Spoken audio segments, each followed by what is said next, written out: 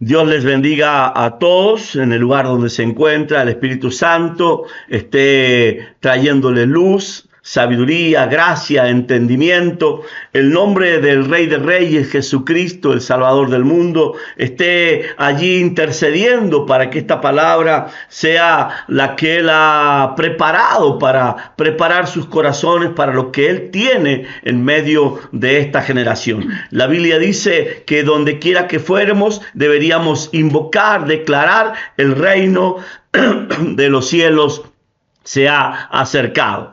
Y lo que hoy quiero compartir con ustedes es el día esperado por los ángeles, los arcángeles, los querubines, esa tercera parte de los ángeles que quedó allí en el cielo, en el tercer cielo, en los cielos, hablando con sabiduría y claridad, estaban anhelando y esperando este día. Ese día en que el Padre, el Hijo y el Espíritu Santo manifiestan entre ellos: hagamos al hombre a nuestra imagen y semejanza. Y siempre que tuve la oportunidad de enseñar, de hablar de la palabra de Dios, dije que antes de hacer al universo, al mundo, Dios creó la cruz. Y esa cruz estaba preparada antes de Adán y Eva, antes de la fundación del mundo, para redimir, para volver a atraer a los suyos a su presencia. Y ahí estaba Jesucristo oyendo la palabra de Dios, la palabra del Padre, donde Él mismo tendría que aprender. Así como usted lo oye en este momento, lo tendría que aprender. Dice la Biblia en el libro de Hebreos que a causa de todo lo que Él padeció, aprendió obediencia. Y esa obediencia es la que lo llevó a que Él se despojara a sí mismo, tomara forma de siervo, hecho semejante a los hombres, y estando aún en la condición de hombre, le llevó a morir en muerte, y muerte de cruz, la muerte de reo, muerte de aquellos que eran considerados lo más bajo. No estimó el ser igual a Dios como cosa a que aferrarse. Y todo eso sucede antes de la fundación del mundo. En los planes de Dios ya estaba que usted hoy estaría escuchando este mensaje, y esta palabra llegaría a dividir el alma, el espíritu, penetraría los huesos y llegaría hasta el mismísimo tuétano para no volver vacía.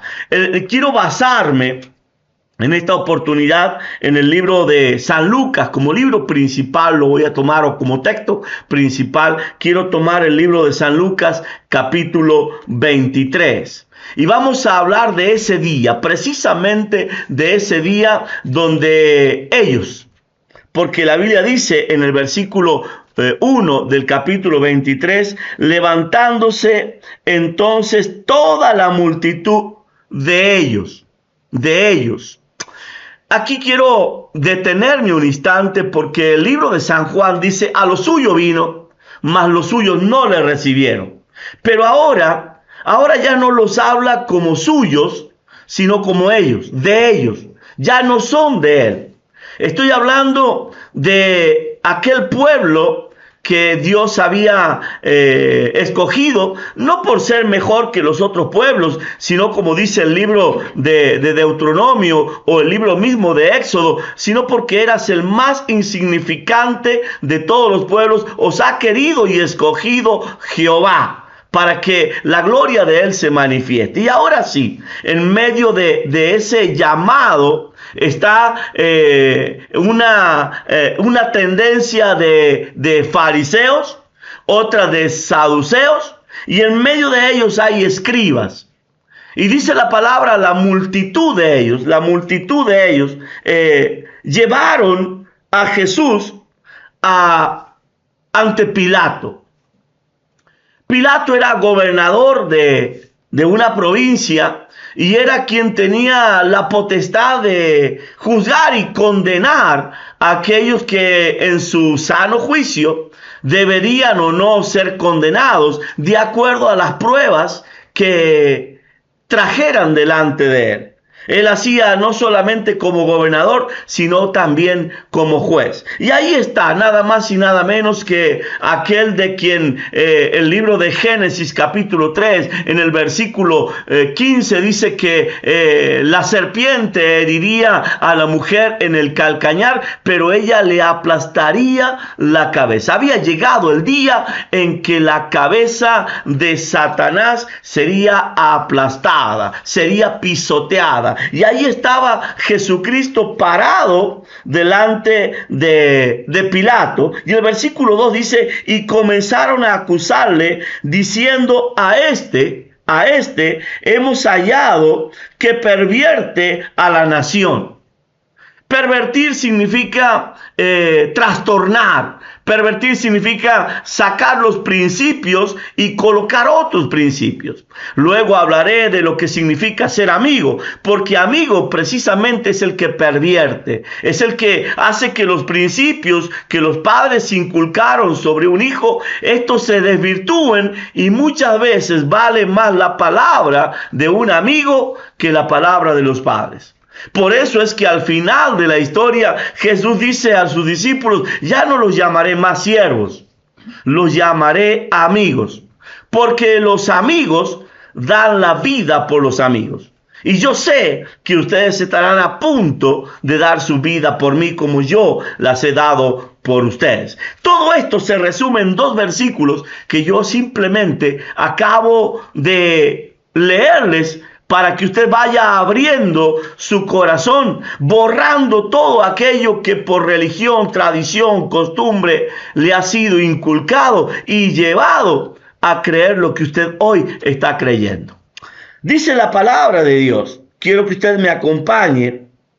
Y comenzaron a acusarle diciendo, a este hemos hallado que pervierte a la nación y que prohíbe dar tributo a César, diciendo que él mismo es Cristo el Rey. Aquí vemos claramente que los que llevaban nada más y nada menos que al Cristo, al Mesías, al Hijo de Dios, siendo hombres de religión, hombres de trayectoria dentro de esa religión, y luego veremos que había escribas, los que se bañaban 7 veces cada vez que colocaban en un papel la palabra Jehová, estaban obligados a bañarse 7 veces, ahora están incurriendo en el pecado de falso testimonio. En todos los libros que usted y yo hemos leído, jamás hemos visto que Jesús dijera que no había que pagarle tributo al rey. Antes bien decía, dale al César lo que es del César y a Dios lo que es de Dios. Ahora ellos con falsos testimonios y de aquella palabra que tantas veces yo he hablado con ustedes y he dicho, de palabra de mentira te alejarás y no consentirás con el que hace mentira. Y ahora estos hombres están mintiendo delante de Pilato. Y dice el versículo 3, entonces Pilato le preguntó diciendo, ¿eres tú el rey de los judíos? Respondiendo Jesús dijo, tú lo dices.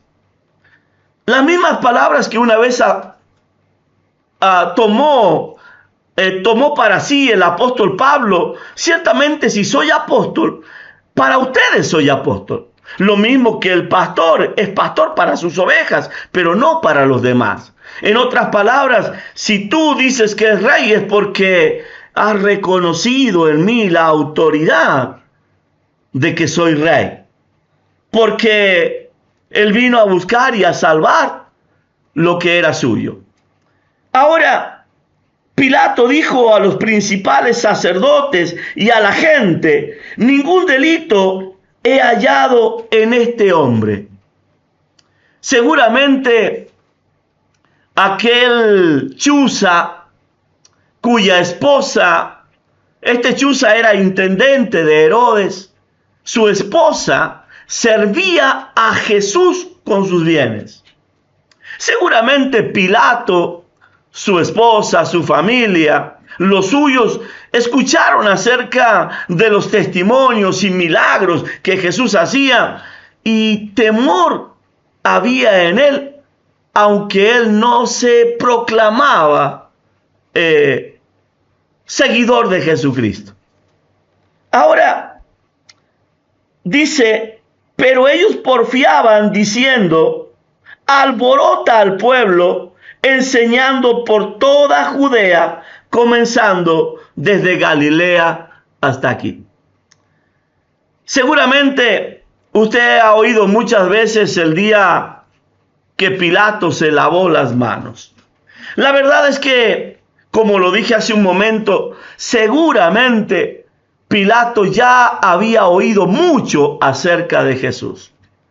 Y cuando él oye que Jesucristo era Galileo, diríamos en este tiempo, se le prendió la lamparita, dijo, este problema yo me lo quito y se lo envío a quien tiene verdaderamente jurisdicción sobre él, y lo envió a Herodes. Allí salieron estos religiosos, los que en el libro de San Juan Jesús mismo enseña acerca de los labradores malvados, aquellos que recibiendo la autoridad del Padre de cuidar, de guardar la viña, porque él se iba lejos, viendo que el Padre no venía y enviaba a sus mensajeros, le mataban. De hecho, Jesús dijo, estos matan a los profetas y a los que son enviados, apedrean. Y el Padre, viendo que mataban a sus mensajeros o a sus profetas, mandó a su propio Hijo. Y estos mismos que estaban a cargo de guardar y cuidar la viña, dijeron, este es el Hijo, matémosle. El Padre se queda sin heredero y nosotros nos adueñamos y somos dueños de toda la viña. La misma propuesta quizás que la que hizo Satanás cuando quiso tentar a Jesús. Todo esto te daré si postrado me adorares. Y ahí están los que se creen dueños de todo, siendo simplemente esclavos, saliendo de ese lugar seguramente hablando bajo, murmurando, camino hacia Galilea. La verdad es que llegaron a Galilea y se encontraron con Herodes, que por ese tiempo estaba en Jerusalén. Y dice la palabra de Dios que Pilato, oyendo decir Galilea, lo envió a Herodes. En el versículo 8 del capítulo 23, viendo Herodes a Jesús, se alegró mucho. Recuerda usted que hace un momento yo simplemente le decía, la esposa de Chuza, intendente de Herodes, servía a Jesús con sus bienes. Seguramente esos bienes que muchas veces Jesús usó para pagar a las barcas y cruzar hacia el otro lado.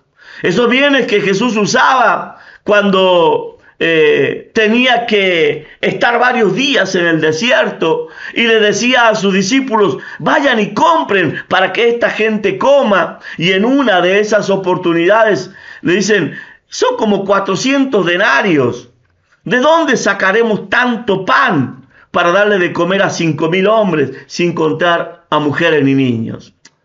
Seguramente ese mismo dinero que muchas veces Jesús tomaba de las ofrendas y lo repartía entre los pobres, entre los menesterosos.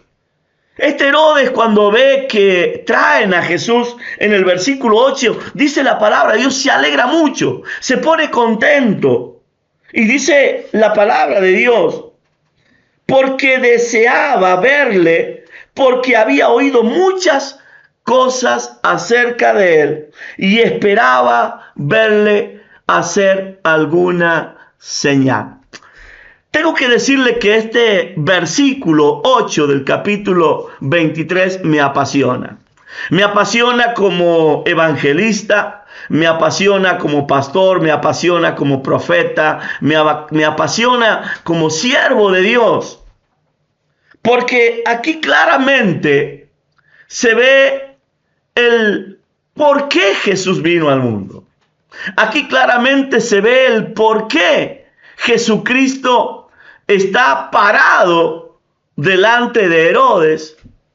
Y nosotros, haciendo un paréntesis, cuando intentamos ganar el mundo para Cristo, cuando nosotros intentamos ver que la gente corra a la iglesia aceptando a Jesucristo como Señor y Salvador, ponemos en grandes campañas. De hecho, he participado como evangelista, gran campaña de sanidad y milagros, gran campaña de manifestación del poder de Dios. Ven, recibe tu milagro.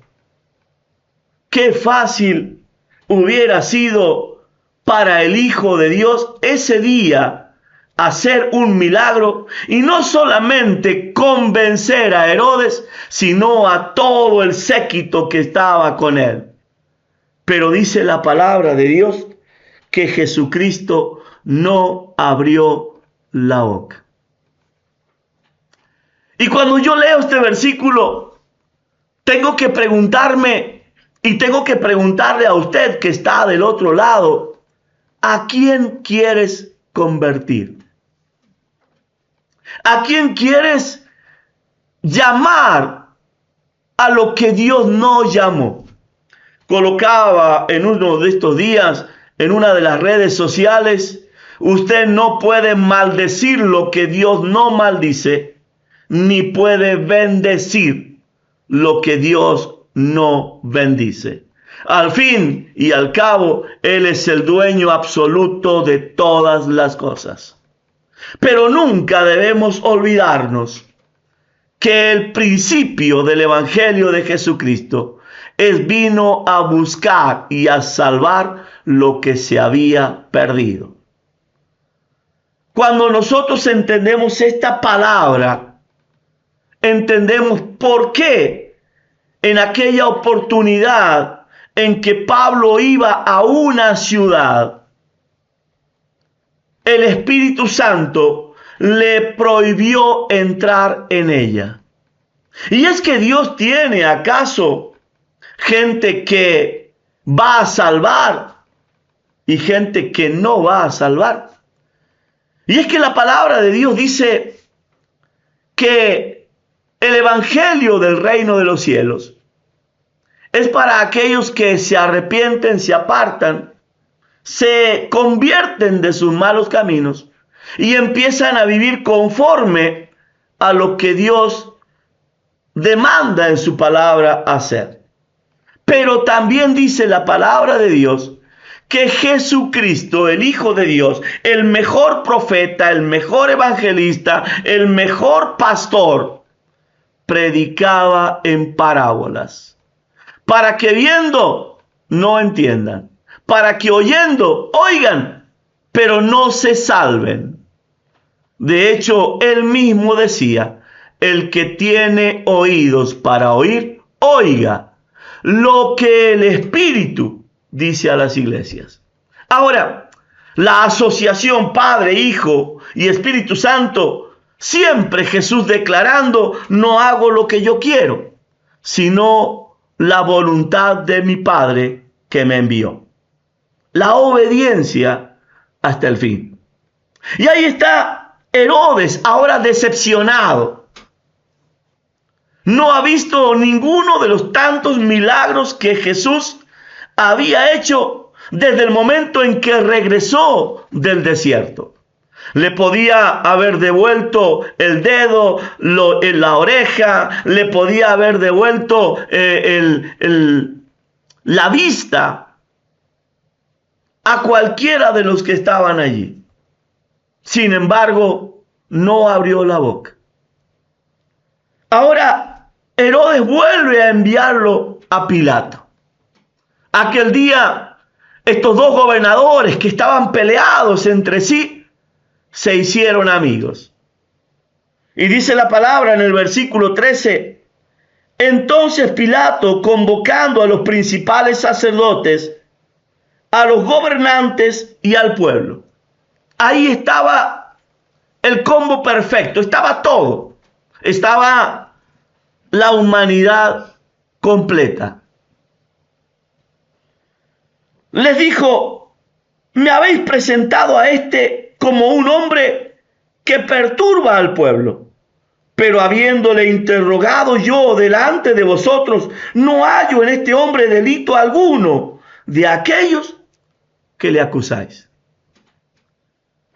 Vuelvo a repetirle, el pecado que significa y es dar falsos testimonios. Y ni aun Herodes, pues después de castigarle, ni aun Herodes, porque os remití a él, y he aquí, nada digno de muerte ha hecho este hombre. Le soltaré, pues después de castigarle. Le voy a dar el gusto a ustedes. Voy a castigar a Dios. Se lo voy a hablar de esta manera. Voy a hacer lo que ustedes dicen que tengo que hacer, pero luego lo suelto. Y dice la palabra de Dios en el versículo 18. Mas toda la multitud dio voces a una diciendo, fuera con este y suéltanos al sedicioso, a Barrabás. Este había sido echado en la cárcel por sedición en la ciudad y por un homicidio. Les habló otra vez Pilato, queriendo soltar a Jesús. Esto sucedió 3 veces. No quiero entrar en numerología, pero 3 veces Jesús le preguntó a Pedro si lo amaba. La tercera hora de la noche era la hora en que el gallo cantaba.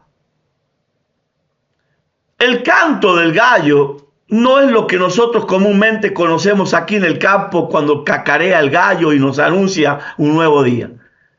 El canto del gallo era conocido como el cambio de guardia. Antes de que se cambie la guardia, tú me habrás negado 3 veces, le dice Jesús a Pedro. A lo cual Pedro, al recordarlo en el cambio de guardia, se larga a llorar. Mas ellos incitaban, versículo 23, a grandes voces, pidiendo que fuese crucificado, y las voces de ellos, de los principales sacerdotes, prevalecieron. Este es un momento en que tienes que detenerte en tu caminar y en tu andar. Porque difícil cosa es sacar el gusano que está en los tuétanos. Yo recordaba en una de las prédicas que tantas veces he enseñado, en una oportunidad que andaba caminando en la huerta, en la finca con mi abuela, siendo yo niño. Era el tiempo de los duraznos. Y en una planta allá arriba del todo había un durazno espectacular, hermoso, maduro, listo para que lo tomara y lo comiera. Así que subí a la planta, tomé ese durazno, limpié la pelusa que tenía en mi ropa siendo yo niño y le di un mordiscón. Cuando yo mordí ese durazno y pude ver, estaba agusanado. Antes de echarlo en mi boca y limpiarlo en mi ropa, observé que ese gusano no tenía, ese durazno no tenía magulladura, no había agujero, no había entrado por ningún lado el gusano. Entonces pregunté a mi abuela, ¿cómo puede ser que yo acabo de morder el durazno y haya allí un gusano si estaba perfecto? Entonces ella me explicó que en el tiempo de la floración, la mosca pone su huevito ahí en la flor, crece el durazno y juntamente con el durazno crece el huevo de esa mosca y un día da ese gusano. Así también es el pecado en el hombre y va en los tuétanos. Es por ello que, como dije al principio, la palabra de Dios tiene que penetrar hasta los tuétanos y arrancarnos, cortarnos, extirparnos ese gusano, si no estaremos infectados de por vida. Y aunque estos hombres, a los que Jesús muchas veces llamó sepulcros blanqueados, hipócritas, ahora están pidiendo que lo crucifiquen. Están pidiendo el más grande de los juicios, porque la religión es condenatoria. La religión es implacable. Y cuando viene la religión sobre la humanidad de una persona, viene a ser destructiva en totalidad. La religión es muerte. Y ellos dicen, como a un reo, como a un maldito, porque la misma palabra de Dios enseña en el libro de los Salmos, sea maldito todo el que es colgado de un madero. Y ahí estaban a Dios maldiciendo. Estaban colocando en el peor de los juicios a Dios. Claro, usted del otro lado dirá, pero esa era la voluntad de Dios con Cristo, sí, era lo que Dios había establecido para redimir a aquellos que se volvían de corazón.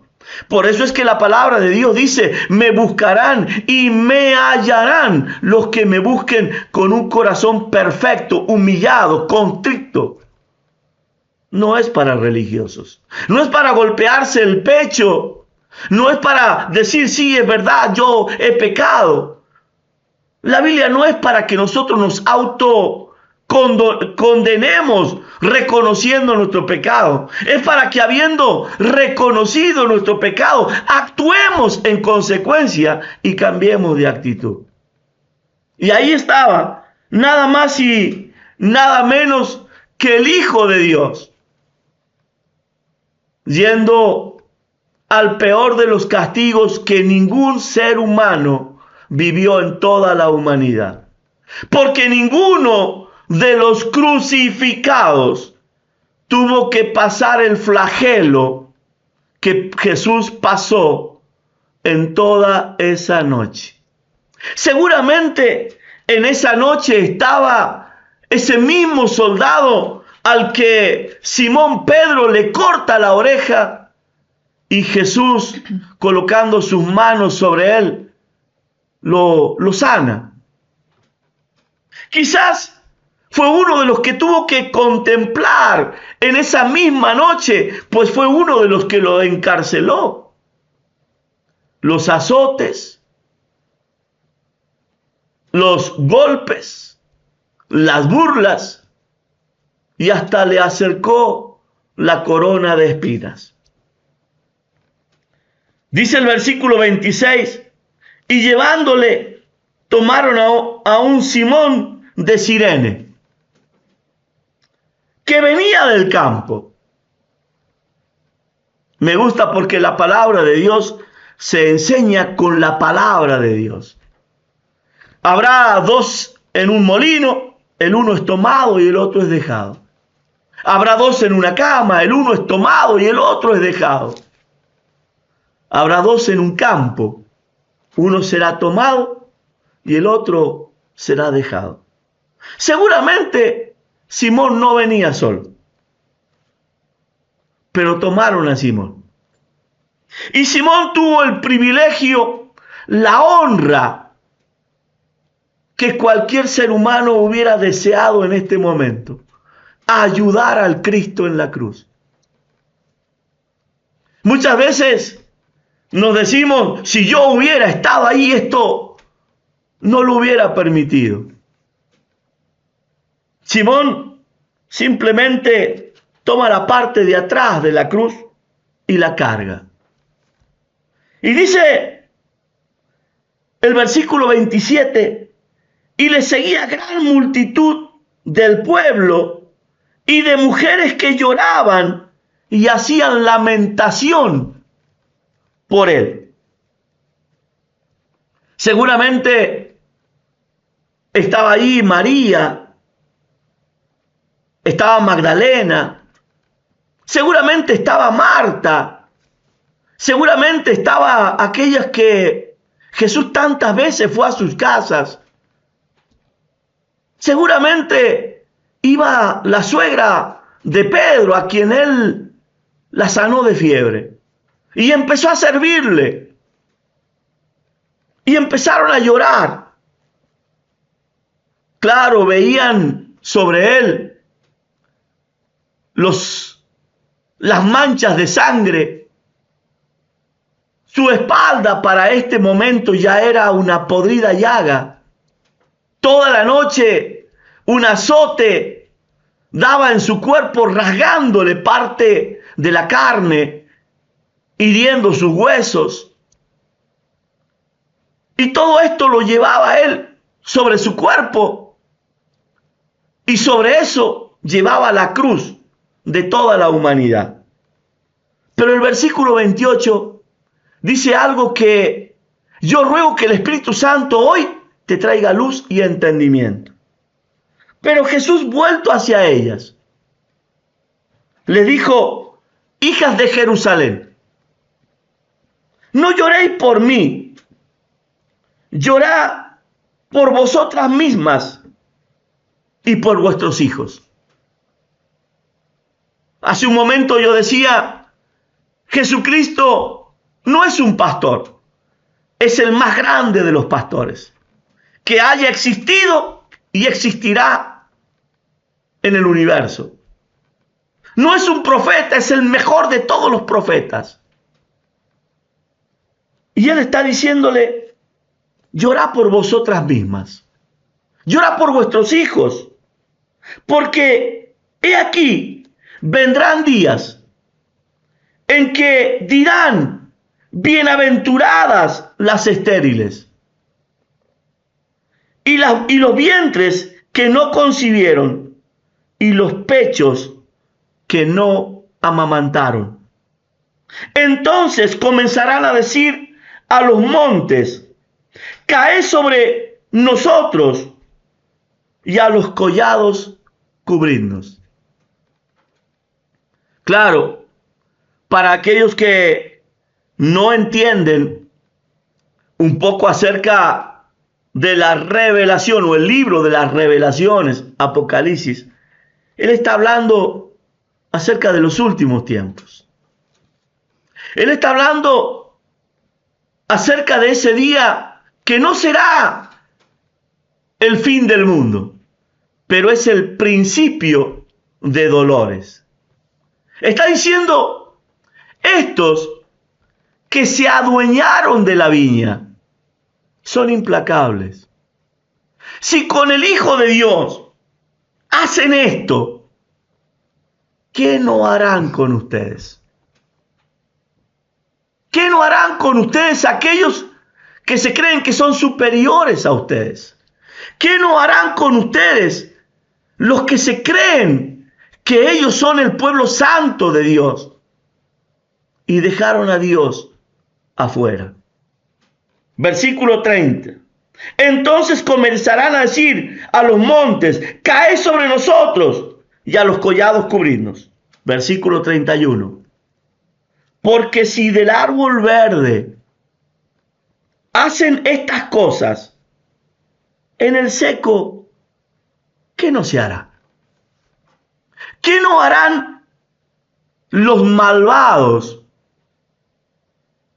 si esto hicieron con el Hijo de Dios?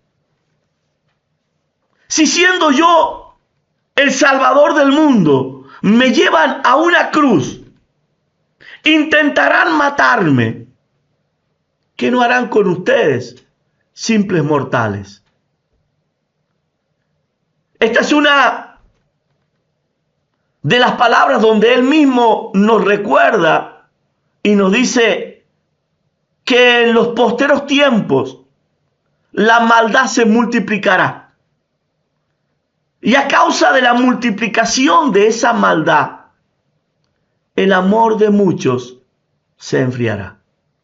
Una de las palabras que comúnmente leo, escucho, es: no tengo ganas de ir a la iglesia. No siento que me contengan o me amen en la congregación. Hemos visto cómo se trata de humillar al que menos tiene o al que ha caído, aplastarlo. Cuando la palabra de Dios nos habla de sostener, contener.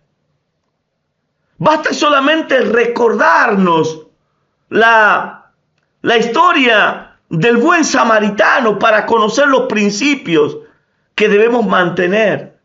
Y basta leer ese mismo pasaje para comprender que el levita pasó de largo, el sacerdote pasó de largo, pero Cristo, el Hijo de Dios, se bajó de su caballo, rompió sus vestiduras y sobre baje lo sanó, lo llevó al mesón y dijo: atiéndemelo, y cuando yo venga pagaré todo lo que te deba. ¿Cuánto más pagará Cristo por nosotros cuando Él venga en las nubes? Y dice la palabra de Dios, versículo 32, llevaban también con Él a otros dos, que eran malhechores para ser muertos. Versículo 33, cuando llegaron al lugar llamado La Calavera, le crucificaron allí y a los malhechores. Uno a la derecha, otro a la izquierda. El día que Dios había escogido desde antes de la fundación del mundo para expresar su amor por aquellos que Él venía a buscar, dice la palabra de Dios que también escogió a dos. Ese día podría haber sido crucificado Él solo, o podría haber crucificado a 1000, como en un solo día el apóstol Pablo, el que antes perseguía a la iglesia, hizo crucificar a 1000 a las puertas de Jerusalén, en un solo día. Pero ese día que había escogido Dios, solamente fueron crucificados 3. Uno, Dios mismo.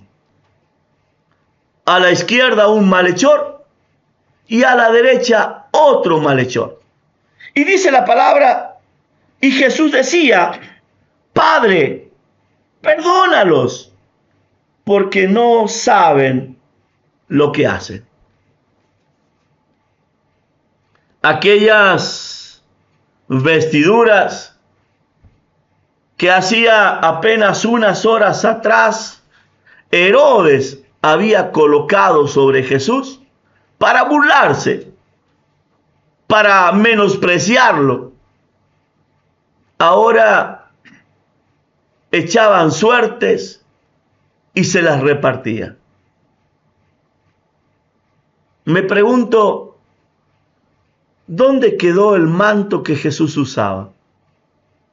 Me pregunto, ¿dónde quedó las ropas verdaderas de Jesús? Porque esas ropas se las entregó Herodes. Y dice la Biblia que echaron suerte y se repartieron las vestiduras. Versículo 35, y el pueblo estaba mirando, y aún los gobernantes se burlaban de él, diciendo: a otro salvó, sálvese a sí mismo. Quiero detenerme por un momento en este pasaje. A otro salvó, sálvese a sí mismo. O sea, lo reconocían como Salvador, pero estaban esperando que Jesús se bajara. Y la pregunta que tengo que hacerte casi por obligación. De todo lo que Dios ya te habló, te demostró, ¿qué más tiene que hacer para que tú no lo crucifiques? La Biblia dice que el sol sale sobre buenos y sale sobre malos. La Biblia nos enseña que cuando llueve, llueve sobre justos y llueve también sobre injustos. Tanto el justo como el pecador, tanto el justo como el injusto, son fieles creyentes, observantes, silenciosos del poder y de la manifestación de Dios. Los soldados también le escarnecían, acercándole y presentándole vinagre. Habían colocado sobre él un cartel en letras griegas, latinas y hebreas que decía: este es el rey de los, versículo 38, este es el rey de los judíos. Y uno de los malhechores que estaban colgados le injuriaba diciendo: si eres el Cristo, sálvate a ti mismo y a nosotros. Si eres el Cristo. O sea, si eres el que va a ser crucificado, si eres el que va a dar la vida, porque para hablar si eres el Cristo, significa conozco la Escritura, sé lo que los profetas hablaron acerca de ti. Bájate y bájanos. Cambia la historia. La Biblia dice: mi pueblo perece, mi pueblo es avergonzado, mi pueblo es destruido porque le falta conocimiento y conocimiento de Dios. Y qué triste es saber media verdad. ¿Será por eso que Jesucristo nos enseñó encarecidamente y repetidamente que el Espíritu Santo nos enseñará todas las cosas? Quedarte con una verdad no es la verdad, porque la verdad es verdad cuando es total. Si es media verdad, es media mentira. Ahora, este hombre sabía media verdad. La religión le había enseñado: vendrá el Cristo, el Mesías. Quizás aquel mismo que escuchó de la mujer samaritana. Me parece que este es el Cristo, el Mesías, el ungido de Dios.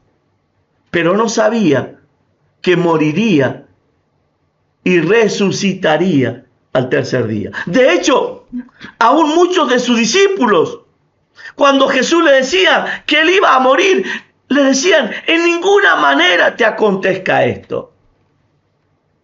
Ninguno quería aceptar la muerte de Jesús. Si eres el Cristo, bájate y bájanos. El que estaba del otro lado, a la derecha, le dice al de la izquierda, y aquí vuelvo a hacer el paréntesis: al igual que a Herodes, Jesús no le respondió. Él allí en su lecho de muerte podía haberle revelado el evangelio.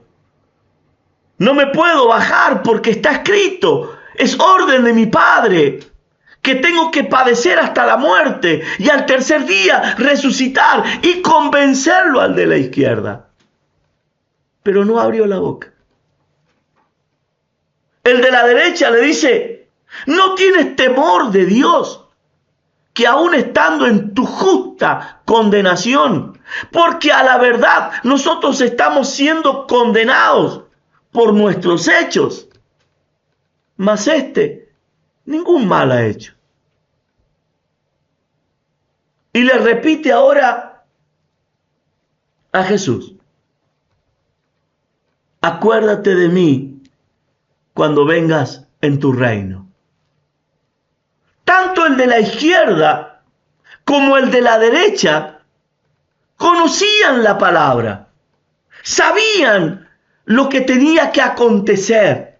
El de la derecha extiende un poco más y sabe que Jesús vendrá en las nubes con sus ángeles y levantará, llamará a sus escogidos. Quizás sabía un poquito más que el de la izquierda. Por eso es importante no quedarte con yo recibí a Cristo y soy salvo. Es importante conocer la palabra, pero no la palabra trastornada por la masonería y por los escritos de los hombres, con traducciones de traducciones de traducciones. Es bueno leer la Biblia y tenerla como un péndulo para que te mantenga en la verdad. Pero si no hay oración, si no hay intimidad y relación con el Espíritu Santo, usted no sabe lo que el Señor hará este día. Porque la Biblia nos cuenta todo lo que pasó. Y el libro de Apocalipsis nos manifiesta qué es lo que ha de acontecer. Pero no te dice lo que está aconteciendo. Y lo que está aconteciendo el hoy es lo que Dios quiere que tú entiendas, veas y recibas. Siempre lo he dicho en muchas congregaciones. Si Pablo estuviera hoy aquí, diría a los y pondría el nombre de tu casa, de tu ciudad, de tu pueblo, de tu nación, y te largaría una palabra como habla a los corintios, a los romanos, a Éfeso, a tesalonicenses, y cada pueblo que él visitaba tenía la palabra de ese día, no la palabra de la historia. Y allí seguramente muchos religiosos lucharán contra esto que estoy hablando, porque están sometidos y establecidos en un libro que tiene 1189 capítulos, 31.100 versículos, cuando la palabra de Dios está escribiendo. Y está escribiendo Dios hoy y está poniendo tu nombre y el de tus hijos y el de tus nietos y el de tus bisnietos, aun cuando tú no los conoces. Por algo es que Jesús dijo: mi Padre trabaja hasta hoy y yo trabajo. Y aunque han pasado 2000 años de este día, Él sigue trabajando y haciendo para los suyos. Ahora, es hermoso lo que acontece, porque en el versículo 43, Jesús le responde al de la derecha. Entonces Jesús le dijo: de cierto te digo que hoy estarás conmigo en el paraíso. Pero no le dijo eso al de la izquierda. Es triste, porque cuando uno lee y entiende un poquito acerca de la muerte en crucifixión, los expertos dicen que una persona crucificada podía llegar a estar hasta 6 días en agonía, hasta que finalmente moría. Por eso es que le quebraban las rodillas, para que el cuerpo se caiga y muera más rápido. Por eso es que le traspasaban con una lanza para que se desangre. Pero podía estar 6 días en agonía. De hecho, le pasó al panadero allá en el libro de Génesis, cuando José le trae esta revelación en la cárcel. Los buitres le comieron los ojos. Hoy estarás conmigo. El tormento, la aflicción, para ese día, para ese hombre, no duraría más que ese día. Seguramente para el de la izquierda sí. Y es que el recibir a Cristo, el reconocerlo, el arrepentirse, trae como finalidad el tormento. Este hombre estaba diciendo: Señor, yo reconozco que por mi maldad, por mis hechos, yo estoy siendo justamente crucificado. Ten piedad de mí, ten misericordia. Acuérdate de mí cuando vengas en tu reino. Y ese día ese hombre, por una pequeña confesión, terminó con su tristeza y su dolor. Cuando yo empecé leyendo este pasaje, hablé de Jerusalén, hablé de los judíos, pero no mencioné nunca a Israel. El apóstol Pablo, en el libro de Gálatas, capítulo 4, en el versículo 20, dice lo siguiente: mas la Jerusalén de arriba, la cual es madre de todos vosotros, es libre. Primeramente, hay dos Jerusalén.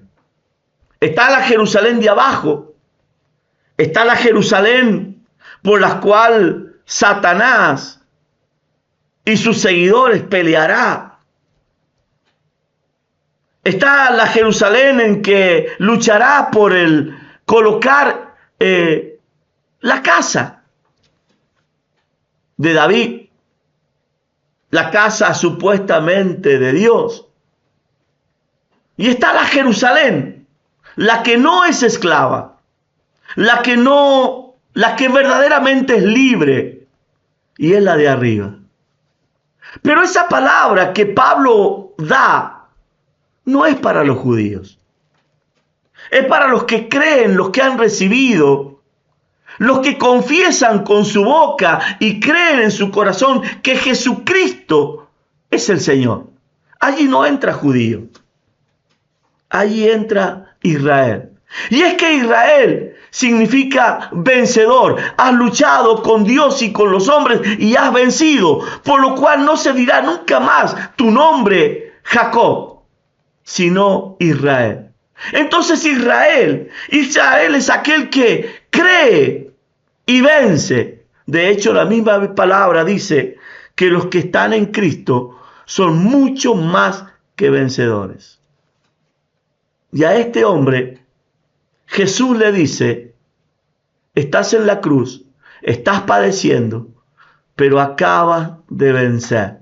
Hoy estarás conmigo en el paraíso.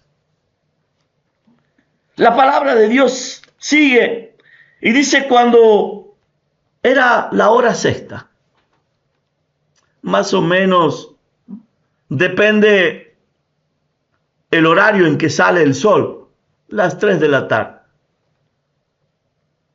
Hubo tinieblas hasta la hora novena.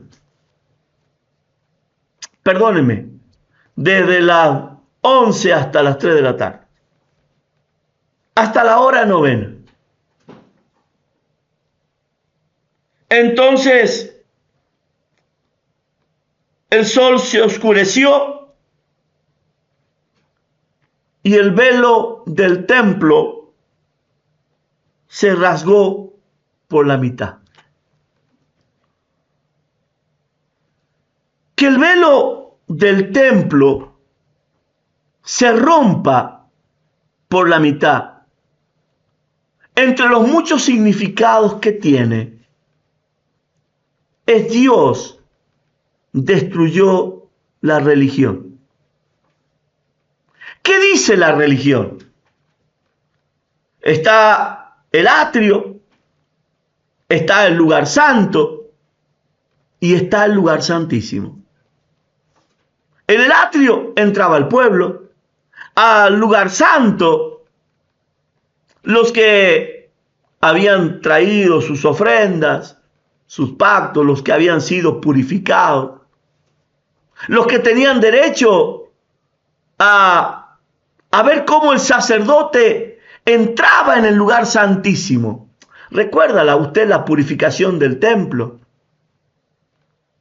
Y el que entraba en el lugar santísimo era el sumo sacerdote. Era el hombre reconocido por santidad, por años, porque era digno de arrastrarse por debajo del velo. Escúchelo bien, arrastrarse por debajo del velo y mantener dentro del lugar santísimo la llama encendida. A ese sacerdote se le colocaba una soga atada a su pie con una campanilla, una soga atada a la cintura y una campanilla a la altura del tobillo. Y si estaba en pecado, moría en el lugar santísimo. Al lugar santísimo no tenía acceso el que estaba en el lugar santo. Recuerda cuando Jesús tiene un encuentro con Zaqueo. La Biblia dice que era bajo de estatura. ¿Pero de qué estatura está hablando? No califica para ver a Dios, según la religión. Ahora, en el momento en que Jesús está esperando, tiene que tener la confirmación de que esto ha acontecido. Y dice la Biblia que se rompe de arriba a abajo. Literalmente, lo rompió Dios. No se rompió de abajo para arriba, de arriba a abajo. La rotura, el tajo, vino desde arriba. Y cuando se rompe, todo lo que hay en el lugar santísimo queda descubierto. Claro, eso no te lo dirá un fariseo. Eso no te lo va a decir un saduceo. Porque ellos quieren seguir manteniendo el privilegio de tener la llama encendida. Lamentablemente para ellos, Jesús enseñó acerca de la parábola de las 10 vírgenes. Y no fue a sacerdotes, sino a vírgenes. Esto significa varón y mujer, porque la esposa del Cordero es la Virgen. La esposa del Cordero es la iglesia. Y él le está diciendo a la iglesia, no a los sacerdotes, a la iglesia, a ti. Mantén tu lámpara llena de aceite. Mantén tu lámpara encendida. No sea cosa que el esposo venga a medianoche y esté apagada.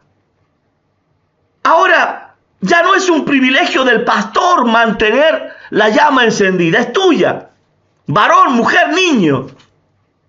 Mantener la lámpara llena de aceite, y el aceite es el Espíritu Santo, el que nos enseñará y revelará todas las cosas.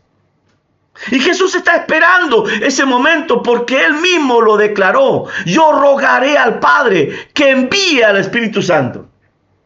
Y la primera manifestación del Espíritu Santo, mientras Jesús está en la cruz, es romper el velo. Ese velo que a ti hoy te da autoridad de pararte delante de tu pastor y decirle: pastor, yo estaba orando y esto recibí. Indague usted si es de Dios o no lo es. Recuerda que fue un varón temeroso de Dios el que dijo: tengan cuidado con este, porque muchos Cristos vinieron y ya los matamos, y cuando él murió, su doctrina murió con él. Pero no sea cosa de que nos encontremos luchando contra el Espíritu de Dios. Y esa misma palabra hoy tiene que hacerse cargo en ti, porque nadie tiene a Dios atado. Dios no es exclusividad de ningún sacerdote, de ningún profeta, de ningún pastor, de ningún apóstol. Pero sí, tú puedes ser exclusividad de Dios. Y mire lo que dice el versículo 46. Clamando a gran voz, Jesús dijo: Padre, en tus manos encomiendo mi espíritu. Me gusta esta palabra. Jesús siendo Dios, encomendó su espíritu. Es que Jesús tenía miedo a lo que Satanás iba a hacerle, como nos enseñan esas películas de que tú mueres y vienen los demonios y arrastran tu alma y la llevan al infierno. Él iba con el poder, la autoridad, para descender al abismo, a la muerte, arrebatarle las llaves al mismísimo Satanás. Cuando Él dice: Padre, en tus manos encomiendo mi espíritu, lo que Él está diciendo: Señor, que esos que han de venir dentro de 100, 200, 300, 400, 1000, 2000 años después, el Espíritu Santo les enseñe todas las cosas que yo no les pude enseñar. Ahora, dice, expiró. Cuando el centurión vio que había acontecido, dio gloria a Dios diciendo: verdaderamente este hombre era justo. Y toda la multitud de los que estaban presentes en este espectáculo, viendo lo que había acontecido, se volvían golpeándose el pecho.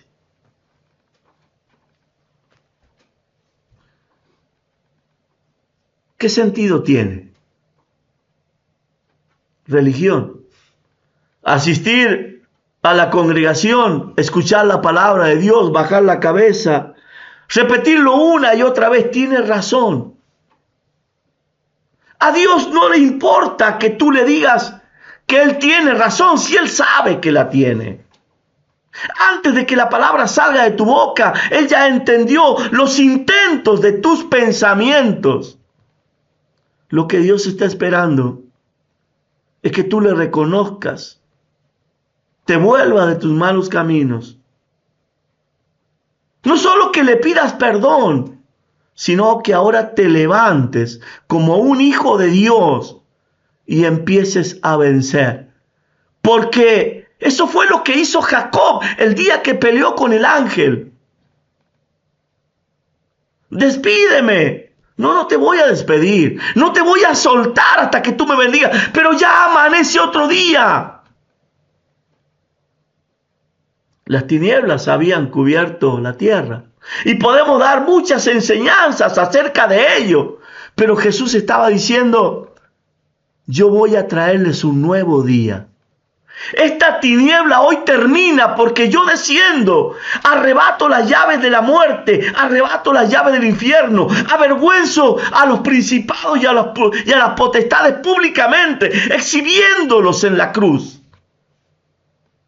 Pero les anuncio un nuevo día, el día de la redención, el día de los escogidos de mi Padre, de aquellos que viendo no vieron, y los que hoy se vuelven a su casa golpeándose el pecho. Se vuelven golpeándose porque no saben que acaba de empezar un nuevo día. Dice la palabra de Dios: había un hombre llamado José de Arimatea, varón justo, que no había consentido con todo lo que pasó.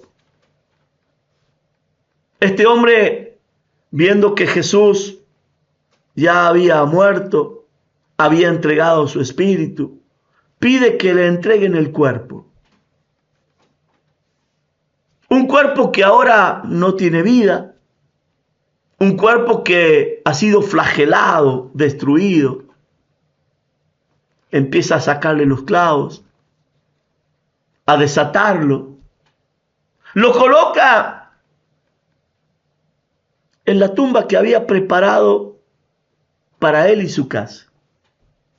Una tumba que nunca se había usado. Era para él.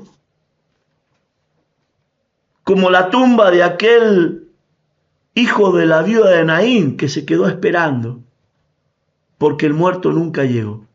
Ahora, esa tumba va a ser usada por Dios. Y Él coloca en esa tumba preparada para Él a Dios. Y me recuerda a la viuda de Sarepta, allí entremezclando la harina y el aceite. Jesucristo es el grano de trigo que cayó para que nosotros lo moliéramos, lo hiciéramos polvo. Pero no podemos hacer el cuerpo porque esa harina no se une sola. Necesita el aceite. Y ahí está, colocándolo en la tumba, lo envuelve en un sudario. Y los mentirosos, los labradores malvados, los hipócritas, van a Herodes y le dicen: envía guardia porque este dijo que iba a resucitar, y no sea cosa que roben el cuerpo y después digan que él resucitó. Pasan 3 días. Usted conoce la historia. Los que estaban allí guardando escucharon el estruendo, la piedra se abrió, Jesús salió. Y allí van 2 mujeres. Al tercer día, cuando el sol estaba empezando a salir camino hacia ese cementerio, van llevándole aceite, van llevándole perfume, especies aromáticas, para que no hiede, para que no dé mal olor. Ese olor que no pudieron cubrir en Lázaro, lo querían cubrir ahora en Dios. Pero ¿cómo el hombre cubrirá los olores de Dios? ¿Cómo el hombre cubrirá lo podrido de Dios? Si ya lo hizo una prostituta, María, cuando rompió el frasco de alabastro y le ungió los pies, lo hizo con sus cabellos. La cabeza de la mujer enjugando los pies de Jesús. Jesús lo dice claramente: esta me ha ungido para el día de mi sepultura. Las mujeres ya estaban en el plan de Dios que llegarían tarde. El cuerpo ya no estaba. Y la pregunta es: ¿por qué el hombre siempre llega tarde? ¿Por qué el hombre siempre va como desencajado con Dios? Las mujeres iban a entrar en la tumba y él ya estaba afuera diciendo: ¿a quién buscáis? ¿O por qué buscáis entre los muertos al que vive? Luego correrían y se encontrarían en un sótano con aquellos que caminaron con él durante 3 años. Pedro, el que había caminado sobre las aguas, estaría en medio de ellos. Había también un Tomás. Las mujeres empiezan a dar testimonio y la llaman loca. Jesús se aparece en medio de ellos. No sé si traspasando la puerta o abrió la puerta y entró. Y lo escuchaba hablar. Como seguramente escuchó muchas veces lo que tú decías de Dios, confiando o no en Él. Tomás, mete la mano, tu dedo en mi mano. Allí donde hace 3 días colocaron clavos, mete tu dedo. No contento con eso, tomó su mano y dijo, métela en mi costado. Y allí los dedos de Tomás entraron y tocaron la ventrícula y la aurícula, porque la lanza había llegado hasta el corazón. La mano del hombre tocando el corazón de Dios.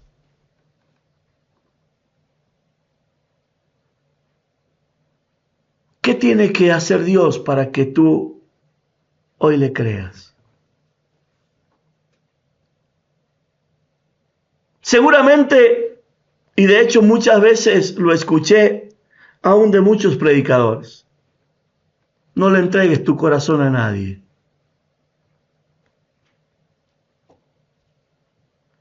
Jesús dejó que los dedos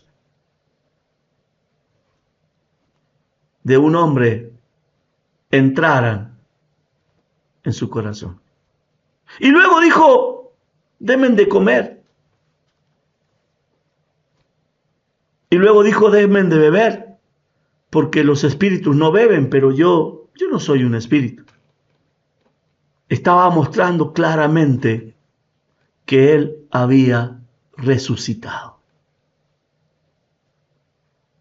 Ahora, él les dice, así como yo resucité, yo los resucitaré a todos ustedes. A los que me aman, a los que creen en mi nombre, a los que me invocan y me invocan de veras. El Evangelio del Reino de los Cielos no es una religión. Siempre dije que el libro que más confusiones trajo en el mundo es la Biblia. Porque se inventaron y se inventan religiones a cada instante. Pablo decía, unos predican por vanagloria, otros por ganancias deshonestas. Lo importante es que Cristo es predicado. Yo me pregunto, ¿qué estás siguiendo? ¿Y hasta dónde Jesucristo tiene poder y autoridad en ti? Y es la cabeza del cuerpo llamada iglesia. Al fin y al cabo, cuando todo esto se haya manifestado y cuando todo esto se haya aferrado a tus tuétanos y Dios te traiga la luz, porque hoy vemos como por un espejo, y entonces veas claramente, sabrás que hay una nueva Jerusalén esperándote, que la verdadera bendición y razón de la vida no es para ganarla aquí abajo, sino para perderla, porque el que quiera hallar la vida la perderá, y el que la pierda por causa de este evangelio la hallará. Cuando entiendas que los verdaderos tesoros no se edifican acá en esta Jerusalén, la cual es esclava, la cual trae muerte, porque los hombres se pelearán por ella, peleándose por una Jerusalén, cuando Dios dijo, mío es la tierra y su plenitud. Entiendo cuando hay muchos que dicen, ¿cómo me gustaría caminar por Israel, por Jerusalén, por donde Cristo pisó? Y yo lo veo caminar en mi tierra a Cristo todos los días. Todos los días puedo hablar cara a cara con Él y puedo entender de que Él no es dueño de una pequeña porción de nada. Él es dueño absoluto de todas las cosas. Este es el Cristo que rompió el velo. Este es el Cristo que te dice, corre y abrázame, porque mis brazos están abiertos para abrazarte a ti y a toda tu descendencia. Que Él te bendiga a ti y a toda tu casa.